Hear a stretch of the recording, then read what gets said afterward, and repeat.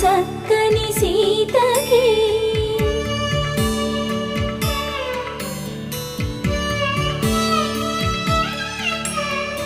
ఎర్ర జాబిలి చేయి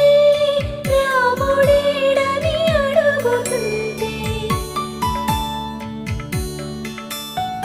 చూడలేదని పెదవి చెప్పే చెప్పలేమని కనులు చెప్పే నల్ల పూసై